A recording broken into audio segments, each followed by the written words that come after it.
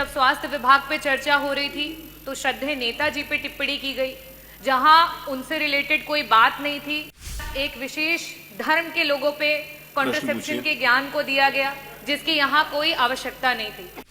जब मेरे द्वारा इस सदन में मंत्री जी से प्रश्न पूछा गया है, कहीं ना कहीं मंत्री जी आहत हो जाते हैं। डॉक्टर रागिनी। अध्यक्ष महोदय, आपका आभार। स्वास्थ्य विभाग से जुड़ा हुआ मेरा प्रश्न था और इससे पहले भी कई बार स्वास्थ्य विभाग का प्रश्न मैंने सदन में पूछा। अध्यक्ष जी, मैं यहाँ आज प्रश्न पूछने के लिए नहीं, अपनी पीड़ा व्यक्त करने के लिए खड़ी हुई हूँ, क्योंकि इससे पहले भी कई बार स्वास्थ्य विभाग माननीय मंत्री जी हैं, उप मुख्यमंत्री एवं स्वास्थ्य मंत्री जी, और जितनी मेरी आयु होगी उतना अभी तक का मंत्री जी का राजनीतिक सफर रहा हुआ है, बहुत ही एक्सपीरियंस्ड है।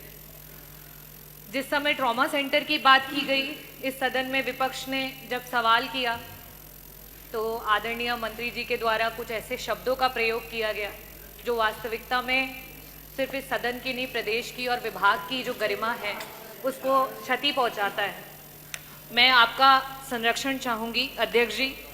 इसके बाद जब नवजात शिशुओं की मौत की बात हुई झांसी में, उस समय भी आदरणीय मंत्री जी के द्वारा नेता प्रतिपक्ष पे वार किया गया, ना कि उन बच्चों की जान कैसे गई उसका जवाब नहीं दिया गया। अभी हाल फिलहाल में वापस से जब स्वास्थ्य विभाग पे चर्चा हो रही थी तो श्रद्धेय नेताजी पे टिप्पणी की गई, जहां उनसे रिलेटेड कोई बात नहीं थी, और साथ ही साथ एक विशेष धर्म के लोगों पे कॉन्ट्रासेप्शन के ज्ञान को दिया गया, जिसकी यहाँ कोई आवश्यकता नहीं थी। जब मेरे द्वारा इस सदन में मंत्री जी से प्रश्न पूछा गया है, कहीं ना कहीं मंत्री जी आहत हो जाते हैं, या उस विभाग के या उस प्रश्न के जवाब उस अनुसार या उस अनुकूल नहीं रहते हैं कि मंत्री जी के द्वारा इस तरीके की क्रियाएं सामने आती हैं। तो अध्यक्ष जी, मैं आपके सामने और इस भरे सदन के सामने यही कहना चाहूंगी कि बार बार मंत्री जी के सवालों और चर्चाओं में ही पूरे विपक्ष को जो है वह में आना पड़ता है, और इस वजह से मैं मंत्री जी के प्रश्नकाल का बहिष्कार करती हूं और वॉकआउट करती हूं।